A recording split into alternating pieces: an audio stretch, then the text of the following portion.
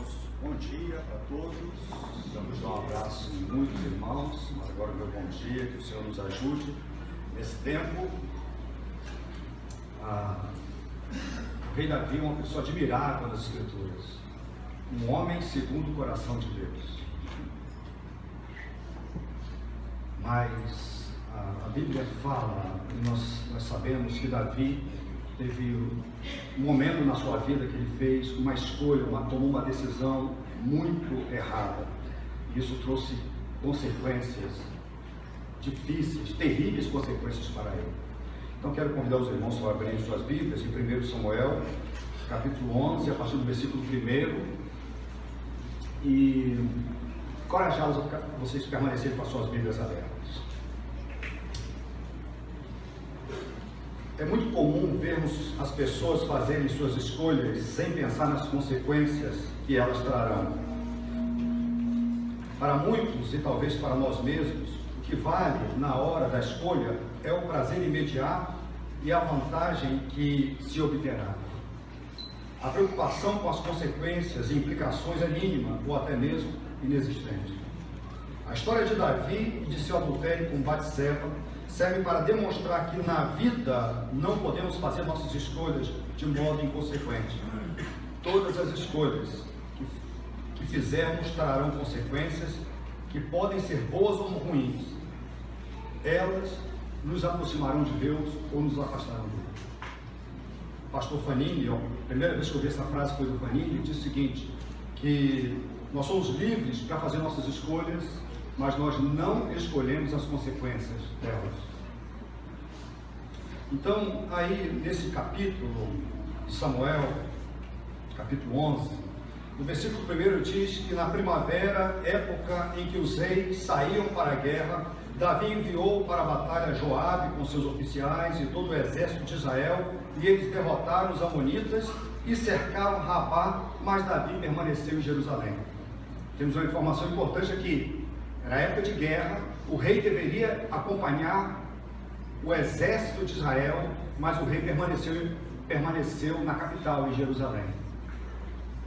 Ele era o dever dele acompanhar o exército, liderar o exército do Senhor nessa batalha, mas ele permaneceu.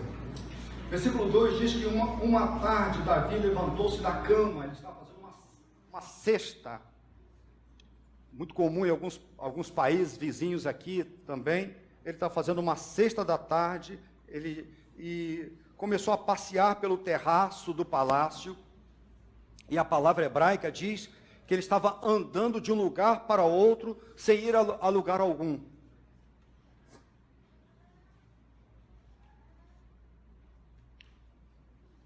É 2 Samuel? É isso que vocês estão? Me perdoe. Ainda bem que tem edição aqui, né? 2 Samuel, me perdoe. Eu coloquei primeiro aqui, mas é 2 Samuel. Estou ouvindo vocês algumas. É 2 Samuel, capítulo 11. Muito bem. Então ele levantou-se da cama, estava andando de um lugar para o outro, e do terraço ele viu uma mulher muito bonita, formosa de se ver, tomando banho. Então nós temos aqui mais informações importantes. É que ele viu, talvez ele não poderia ter evitado isso, o primeiro olhar, mas o fato é que ele não apenas viu, ele concentrou-se nessa mulher. Então nós temos duas coisas interessantes ali. Ver esta mulher foi a primeira decisão errada de Davi, ou concentrar o seu olhar nessa mulher. E também deixar o seu corpo exposto, tomando banho, janela aberta, nós não sabemos as circunstâncias, também foi uma decisão errada dessa mulher. Alguém disse que o homem gosta de ver e a mulher gosta de ser vista. Já alguém disse isso. O homem natural e a mulher também natural, sem Cristo. Nós temos aqui os primeiros conselhos para os homens. Amigos, cuidado com o que vocês concentram a visão de vocês. Cuidado com o que vocês veem, porque vocês estão vendo, estão enchendo a mente de vocês com essas imagens. E hoje tem muita facilidade, a facilidade é muito grande para a gente ter coisas que não honram o nome de Deus, para vermos, para nos concentrarmos em coisas que não honram o nome do Senhor. Então, cuidado com o que você vê. Gosto do texto de Jó, quando ele disse que fez um acordo com seus próprios olhos e não colocaria os seus olhos numa virgem. Então, nós não temos como evitar o primeiro olhar, não tem como, mas você pode evitar, você se concentrar no que você vê, você pode muito bem, isso você pode evitar. As irmãs também, cuidado com a exibição do seu corpo.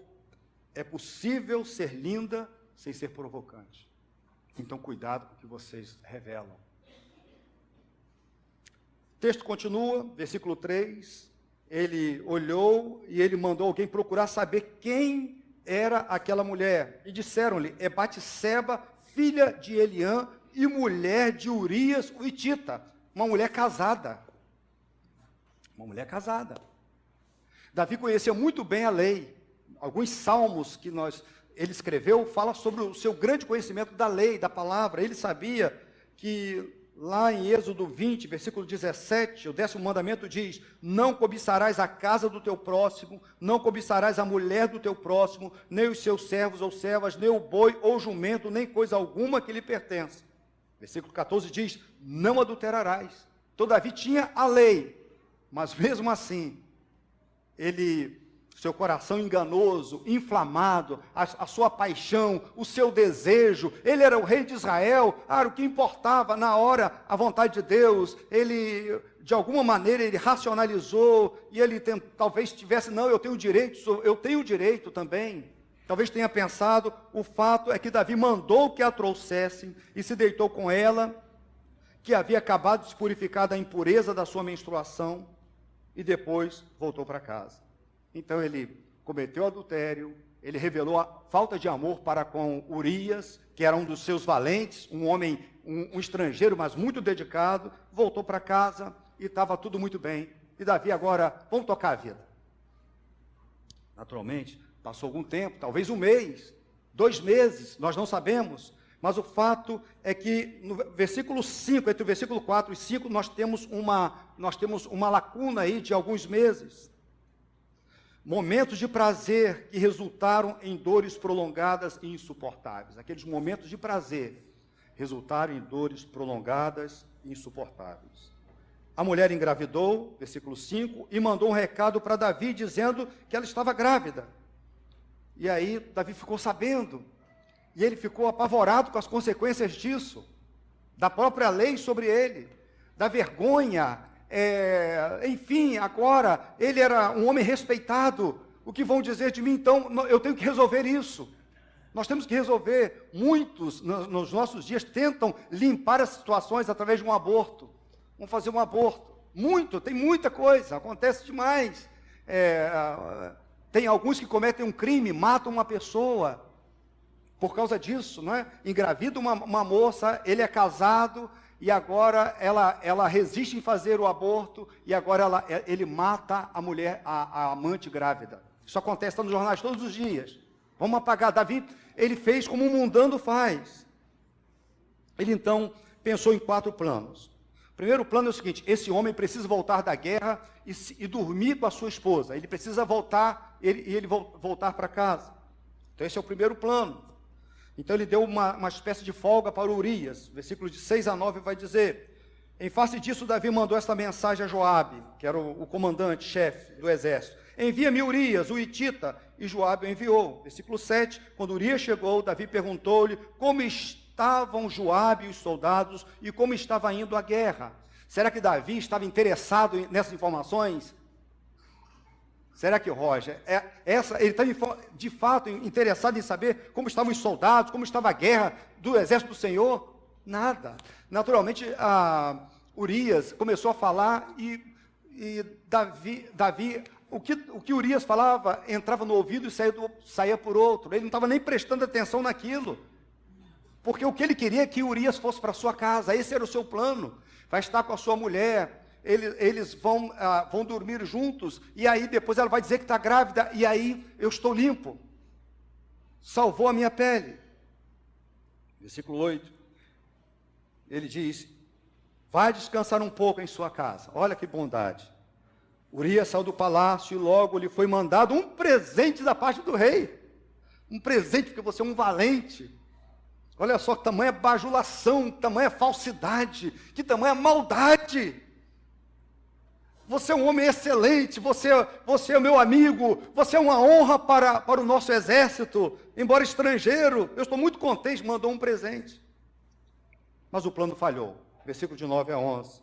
Urias, versículo 9, diz que dormiu na entrada do palácio, onde dormiam os guardas de seu senhor, e não foi para casa. Então Davi esperava que Urias fosse igual a ele. Urias, porém, estava mais interessado no seu dever do que em sua satisfação. Então ele pensava, depois de tanto tempo, tantos meses fora, né? Ele vai querer voltar para casa. Tudo que eu quero é voltar para estar com a minha esposa, com a minha linda mulher. Não, Urias disse, não, eu estou em época de guerra, os meus companheiros estão em guerra, eu não vou. Quando informaram a Davi que Urias não tinha ido para casa, ele lhe perguntou, depois da viagem que você fez, por que não foi para casa? Urias respondeu, a arca e os homens de Israel e de Judá repousam em tendas, o meu senhor Joabe e os seus soldados estão acampados ao ar livre. Como poderia eu ir para casa para comer e beber e deitar-me com a minha mulher? Juro por teu nome e por tua vida que não farei uma coisa dessas. O estrangeiro era mais crente do que o crente. Quantas vezes acontece isso? Nós encontramos uma pessoa, um ímpio, e ela dá lição de moral para o crente todo errado, fazendo coisas erradas, e o ímpio vai dar lição de moral. A ética é maior, o respeito a Deus, o respeito às coisas de Deus. Um famoso traficante aqui do estado do Rio de Janeiro, já falecido, uma vez ligou para um pastor da igreja, falando de um indivíduo que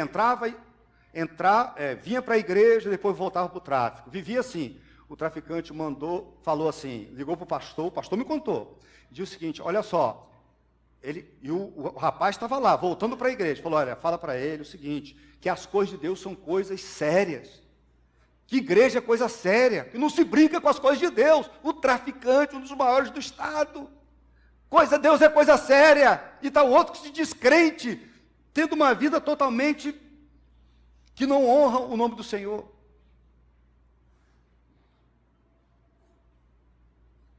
Davi, então, pensa no segundo plano.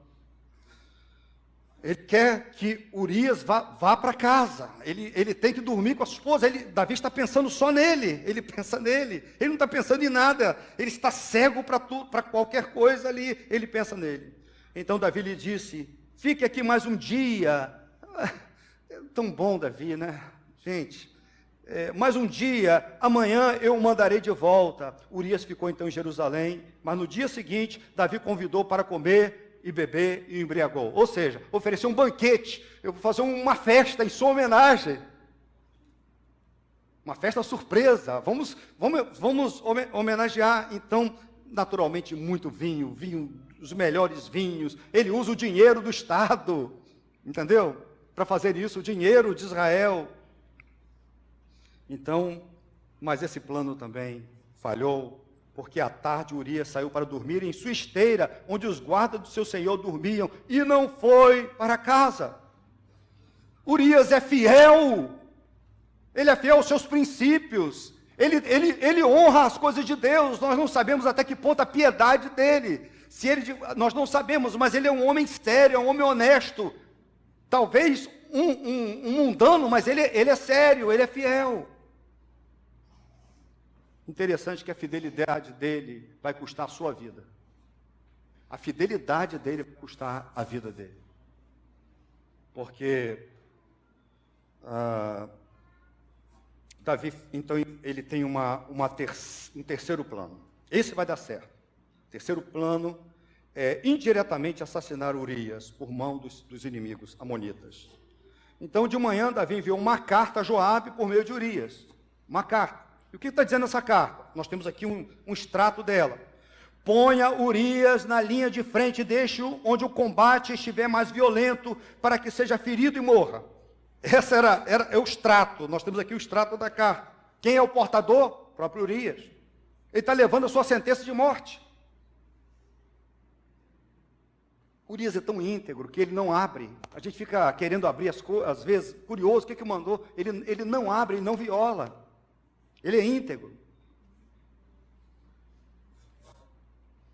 Como Joabe tinha cercado a cidade, colocou Urias no lugar onde sabia que os inimigos eram mais fortes. E esse plano deu certo.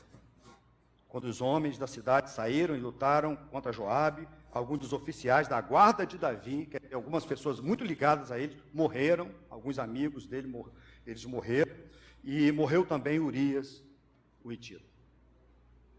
Joabe enviou a Davi um relatório completo da batalha, dando a seguinte instrução ao mensageiro: ao acabar de apresentar ao rei este relatório, pode ser que o rei fique muito indignado, porque morreram pessoas da guarda pessoal dele.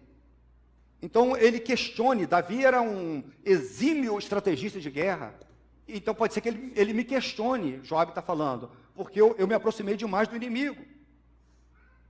Ele diga: por que vocês se aproximaram tanto da cidade para combater? Não sabiam que eles atirariam flechas da muralha? Em Tebas, quem matou Abimeleque, filho de Jerubezete, não foi uma mulher que da muralha atirou-lhe uma pedra de moinho e ele morreu? Está lá em Juízes 9, 50 e 57. Por que vocês aproximaram-se tanto da batalha? Se ele perguntar isso, diga-lhe: e morreu também o teu servo Urias, o heteu, que era o que Davi queria. O mensageiro partiu, chega até Davi, e aí eles começam a conversar, e ele diz: o que Joabe mandou, ele transmite. Eles nos sobrepujaram, versículo 23, e saíram contra nós em campo aberto, mas nós os fizemos retroceder para a porta da cidade. Então os flecheiros atiraram do alto da muralha contra os teus servos e mataram alguns deles, e morreu também o teu servo Urias, o hitita. É para Davi ficar, é para chorar pela morte dos seus guardas, dos seus valentes, das pessoas que estão lutando por Israel, por ele mesmo. Ele é o grande chefe do exército. Mas Davi manda a seguinte mensagem, versículo 25: não fique preocupado com isso, pois a espada não escolhe a quem devorar.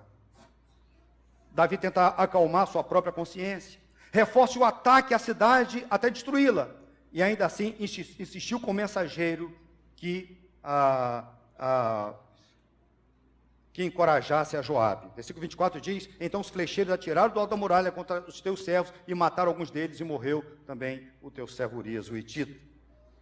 Então Davi achou as baixas normal, porque ele só estava interessado em livrar a pele dele. O plano deu certo. Estou limpo. Ninguém está sabendo e ninguém precisa ficar sabendo disso. Entendeu? A esposa sabe, só eu e ela. Joabe, ele é inteligente, ele deve naturalmente perceber o que está acontecendo, mas limpei minha barra. E aí, versículo 26 e 27, ele decide fazer assim uma benevolência agora, casar com a viúva. Agora ela está viúva, ela pode muito bem se casar comigo.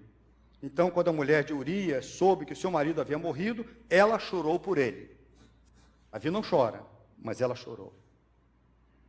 Passando o luto, Davi mandou que a trouxesse para o palácio, e ela se tornou sua mulher e teve um filho dele. Então, Davi conseguiu limpar sua barra, ninguém ficou sabendo, agora é a vida que segue. Mas nós temos aí o versículo 27, último versículo do capítulo. Um nome que não aparece no capítulo nenhum, não aparece esse nome, mas estava lá desde sempre. Mas o que Davi fez desagradou ao Senhor. Ninguém viu. Pouca gente viu, mas Deus viu. Mas o que Davi fez desagradou o Senhor. Então, querido, esse triste capítulo mostra uma sequência dramática de pecados, cada vez piores esses pecados. Ociosidade, Davi ocioso, a cobiça, o adultério, a falsidade, a mentira, a crueldade, o homicídio e a total falta de vergonha. Esse é o coração de um crente. Davi era crente, gente. Davi era um homem crente. Não subestime o seu próprio coração. Não aponte o dedo para Davi, assim, julgando Davi. Não aponte o dedo, porque você pode fazer pior do que ele. Pastor? Pode. Mas eu sou líder da igreja. Eu sou crente há tanto tempo, atravessei minha juventude. Olha só, não se subestime, porque a Bíblia diz que você tem um coração igual ao de Davi. Então, esse texto não serve de encorajamento para o nosso pecado. Não. Serve de encorajamento para o nosso temor. Porque se o homem, segundo o coração de Deus, conseguiu fazer isso que ele fez, imagine nós que somos pequenos. Então, isso mostra para a gente que devemos ter uma vigilância muito maior. Muito maior. Não podemos baixar a guarda. Temos que cuidar mesmo, temos que ter a palavra escondida no nosso coração para não pecar contra Deus. Nós precisamos tomar conta dos nossos olhares, para onde olhamos. Não podemos alimentar a nossa mente de coisas imundas, na internet, pornografia. Os nossos olhares nas praias, por onde andamos, nas ruas, nós somos responsáveis por isso. Nós não temos como evitar o primeiro olhar, mas nós temos como evitar, nós fixarmos o olhar e manter aquilo no nosso coração. Esse é um alerta para cada um de nós. Misericordiosamente, Deus envia o seu profeta Davi, não para consolá-lo, mas para discipliná-lo e conduzir o rei de Israel ao verdadeiro arrependimento. Davi estava errado, e agora Deus é pai e vai mandar. Então, não mandou Davi errado. Vem cá, João. Então não foi assim. João errou, fez uma peraltice, uma coisa muito... Aí Nivaldo vai, meu filho querido, eu te amo. Ai, meu filhinho. Vamos tomar sorvete hoje? Você gosta de sorvete? Vamos tomar um sorvete, comer uma pizza. Pode levar Maria e Levi também, tá bom? Joia. Deus não fez isso, como nós fazemos.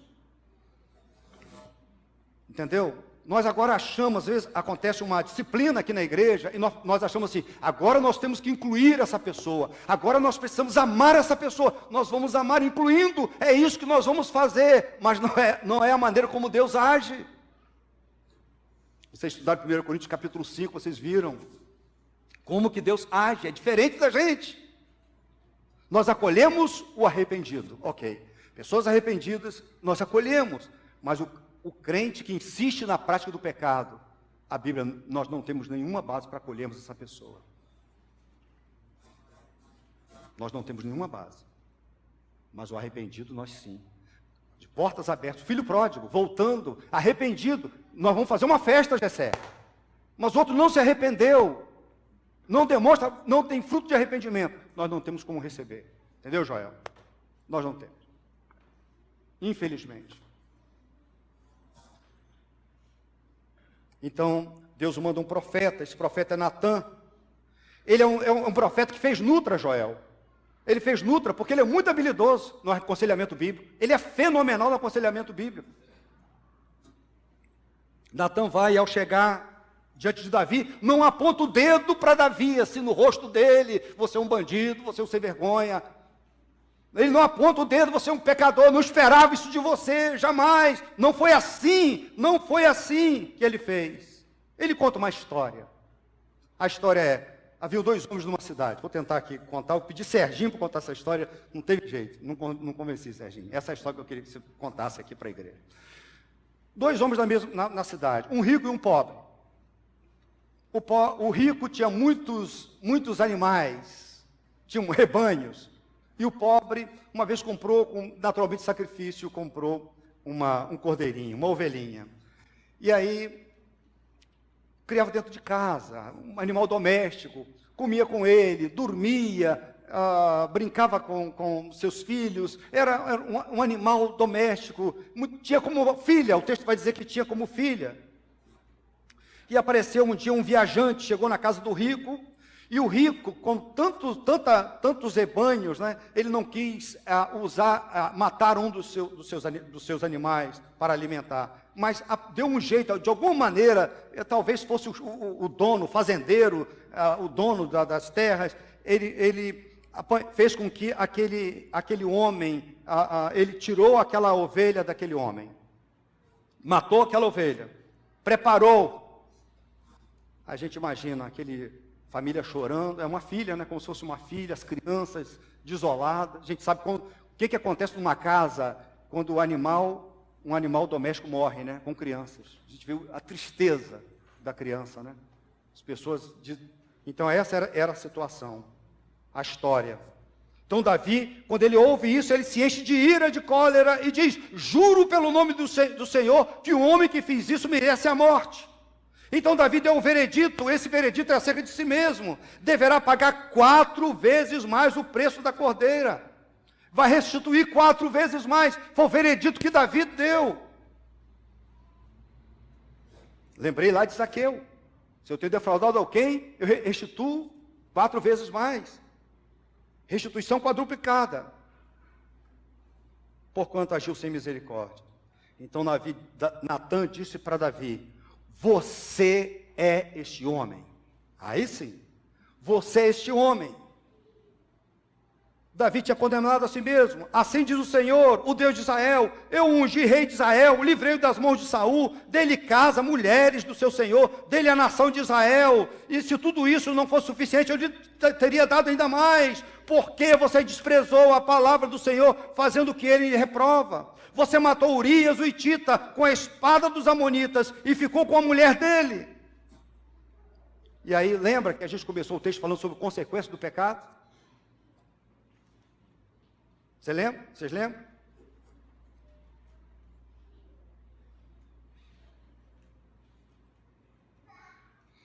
Por isso a espada nunca se afastará da sua família, pois você me desprezou e tomou a mulher de Urias, o hitita, para ser sua mulher. Assim diz o Senhor: de sua própria família trarei desgraça sobre você, tomarei as suas mulheres diante dos seus próprios olhos e darei a outro, e ele se deitará com elas em plena luz do dia.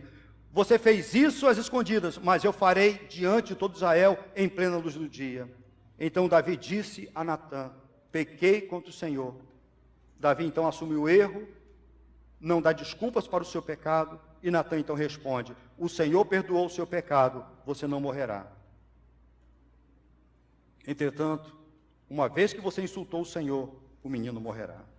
E aí nós temos a gente conhece, quem conhece a Bíblia, o restante da história, né? Aquela criança de Batseba, primeiro filho de Batseba com Davi, faleceu, o Senhor o matou, a Bíblia diz. Tempo depois, um próprio irmão mata o outro na casa de Davi, ele perde um outro filho, chamado Aminon. Absalão mata Aminon. Depois, Absalão se insurge contra o rei, e aí sim, fica com as mulheres do rei, à luz do dia, acontece, o que foi dito aqui, o profeta falou, se cumpriu, Absalão fica. Joabe mata o filho do rei, terceiro filho morto, e no final, Adonias também, ele quer se tornar o rei de Israel, ele se rebela, ele quer se tornar o rei, morre também, 4 filhos morrem. Mais uma vez, irmãos, você pode decidir o que quiser da sua vida, você é crente, nós também, você só não escolhe as consequências. Essa é uma verdade, você não escolhe as consequências. A história de Davi e Batseba, de suas escolhas erradas e consequências trágicas, permanece por todos os tempos, como um alerta para todo crente, na hora de fazer suas escolhas. Somos livres para fazer nossas escolhas, mas não escolhemos suas consequências. Gálatas 6, 7, 8 diz: não se deixe enganar, de Deus não se zomba, pois o que o homem semear, aí é Novo Testamento, que alguém poderia dizer assim: isso é Velho Testamento, pastor, o Deus do Velho é diferente do Novo. Isso é diferente. O Deus do Novo é diferente, é Jesus, é o Pai de Jesus, é o Deus da graça, é diferente. Mas olha só, não, Novo Testamento, não se deixe enganar, de Deus não se zomba, pois o que o homem semear, isso também colherá. Quem semeia para a sua carne, da carne colherá destruição, mas quem semeia para o Espírito, do Espírito colherá a vida eterna. O escritor de Hebreus diz que Deus é fogo consumidor. O escritor de Hebreus diz que sem santificação ninguém verá o Senhor. Então, é um alerta para nós. Não tem Deus do Novo e do Velho Testamento, tem o Deus da Bíblia. É um Deus só, é uma pessoa só. Ok? É uma pessoa só. As consequências do adultério, elas são devastadoras. Eu até escrevi no boletim, mais uma vez reproduzi, o boletim que você recebeu hoje, a segunda parte. Nem vou tratar isso aqui, não tem tempo, que a gente quer ouvir mais a orquestra, né? A gente quer cantar com eles. Mas olha só, presta atenção. Não, as consequências estão aí.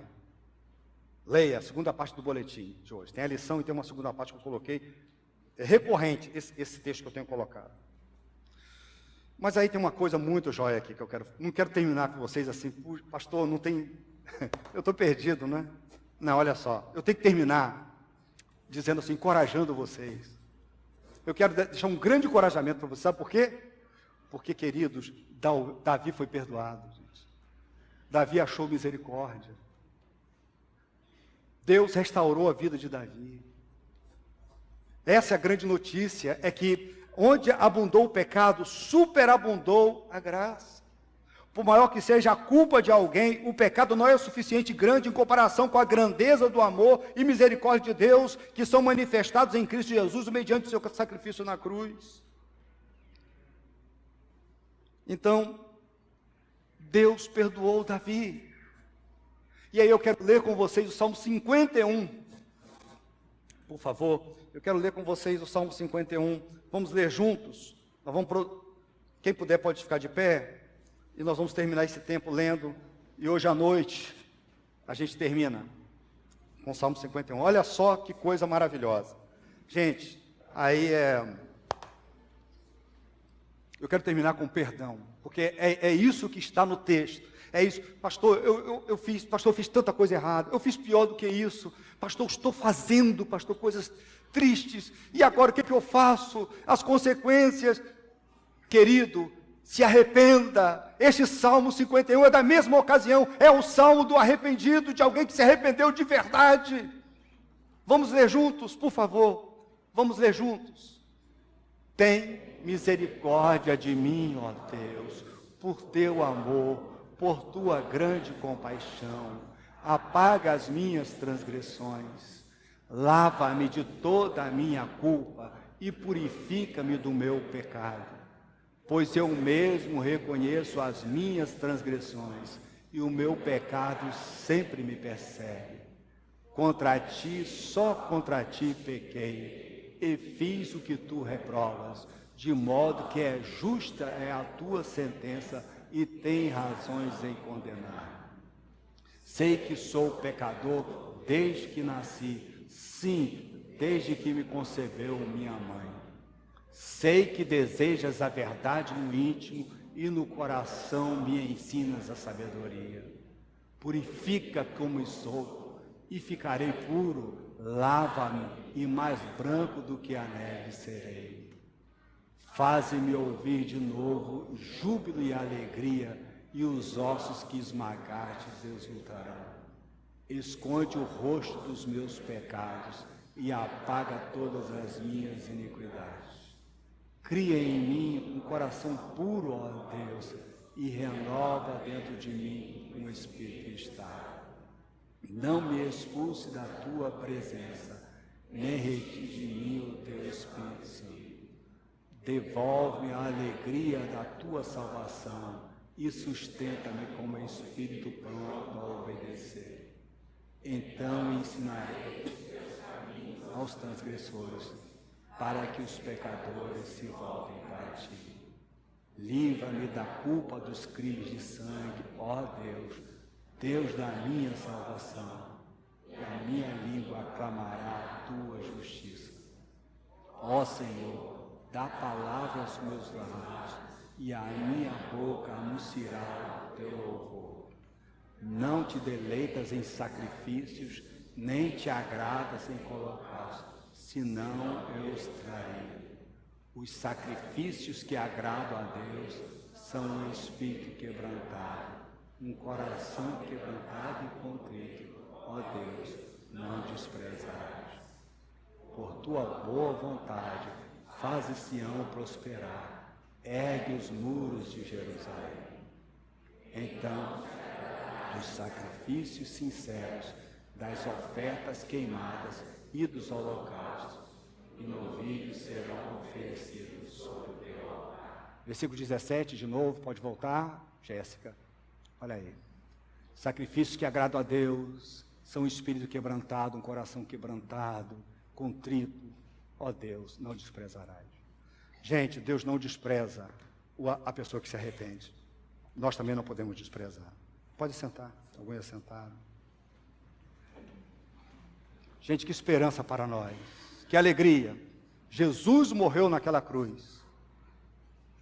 Muitos aqui com certeza têm um histórico bem triste de pecados. Pecados perdoados. Pecados perdoados. Por causa do sangue de Jesus. O sangue de Jesus nos purifica de todo pecado. Não tem aquele pecado que você lembra, que você não gosta nem de lembrar, que você tem vergonha, você é crente, já se arrependeu, o Senhor Jesus perdoou o seu pecado. Onde o pecado foi muito grande, o amor de Deus, a graça de Deus foi além. Que bênção para nós. Quero convidar vocês para, nesse tempo que resta agora, para participarmos da ceia do Senhor. Vamos participar da ceia, lembrar do sacrifício. Quem pode participar da ceia? Os crentes, perdoados. Os crentes, perdoados por Cristo Jesus. Pedir Fabiano Proença para orar por nós nesse tempo. Pegar o microfone, Fabiano, e orar por nós. Agradecendo por isso e pedindo, quem sabe, seja um momento também de você confessar um pecado. Você lembrou do seu pecado. Ninguém sabe. Mas você lembrou de como você tem vivido hoje. Esse é um momento para você colocar a sua vida diante de Deus e você falar da sua tristeza com isso e pedir, como Davi, ó Deus, tem misericórdia de mim, apaga as minhas transgressões, me limpa, apaga. É um bom momento para fazermos isso, esse momento da ceia. Fabiano, por favor. Senhor Deus, eterno e poderoso, santo, ó Deus que não suporta a maldade, que não tolera o pecado. O Senhor é um Deus santo, nós somos pecadores, inclinados a todo tipo de maldade, Senhor. Deus, a distância entre nós, ó Pai, é muito grande por causa do nosso pecado. A Tua palavra diz que os nossos pecados fazem separação entre nós e o Senhor, de maneira que o Senhor não nos ouvirá. Ó Deus, mas o Senhor no mesmo texto lá, ó Deus, o Senhor, em Isaías, o Senhor fala para ele que ele faz um chamado, Deus, para a nação, para vir e conversar, e ainda que os pecados sejam vermelhos, ainda que, ó Deus, a nossa situação seja muito grave, ó Deus, o Senhor faz com que sejamos mais alvos do que a neve. Ó Deus, o Senhor tem perdão para oferecer, o Senhor tem algo que nós não merecemos de forma alguma, mas o Senhor tem perdão para oferecer. E como igreja nós estamos diante do Senhor, ó Pai, muito contritos, sabendo, ó Deus, que podemos ir até o Senhor, porque o Senhor tem perdão para oferecer, mas lembrando do grande sacrifício de Cristo na cruz, ó Pai, que foi o perdão dos nossos pecados, que tirou, ó Deus, a nossa vida de debaixo da Tua ira, meu Deus, e trouxe, ó Deus, para vivermos uma vida com o Senhor de paz. Ó Pai, nós agradecemos muito, porque esse perdão ninguém podia oferecer, essa segurança e tranquilidade que temos hoje, ninguém poderia nos dar. Nosso estado era muito terrível, mas o Senhor nos trouxe perdão, e hoje o nosso coração está cheio de gratidão, de tranquilidade, de paz na Tua presença.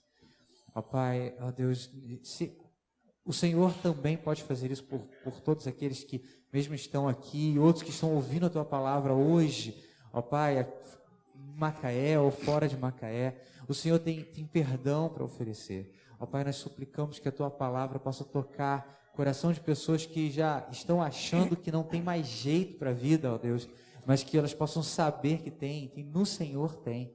Ó Pai, graças a Jesus, graças ao sangue derramado na cruz, há perdão para os nossos pecados, ó Deus.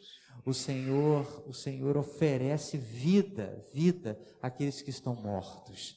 Ó Pai, por favor, que o Senhor possa, através da Tua santa palavra pregada, que o Senhor possa convencer através do Teu Espírito pecadores e trazê-los ao arrependimento, ó Deus, para que possam desfrutar de novidade de vida e serem novas criaturas no Senhor. Ó Pai, hoje vamos celebrar ceia, porque nós queremos relembrar o que o Senhor fez por nós e aguardar a Tua volta, ó Deus. Mas que muitos outros ainda possam, ouvindo a Tua palavra, ter a alegria de participar de um momento desse, contritos diante do Senhor, meu Deus, celebrando, ó Deus, com contrição, mas com alegria, a grande salvação oferecida em Cristo. Ó Deus, em nome dEle, nos méritos dEle, nós oramos ao Senhor. Amém. Pastor, nós vamos achar Davi no céu? Vamos. Como pode? Pode, através do sangue do Cordeiro. O sangue de Cristo nos purifica de todo pecado. Entendeu? Que coisa linda, né? O sangue de Cristo nos purifica de todo pecado. Mas é necessário que haja arrependimento verdadeiro. Vamos participar. Queria convidar o irmão Antônio Luiz, sempre nos ajuda. Quero possa nos ajudar. Ricardo de Vanessa pode ajudar a gente também na distribuição da ceia. Eu não sei se Fabiano, Proença,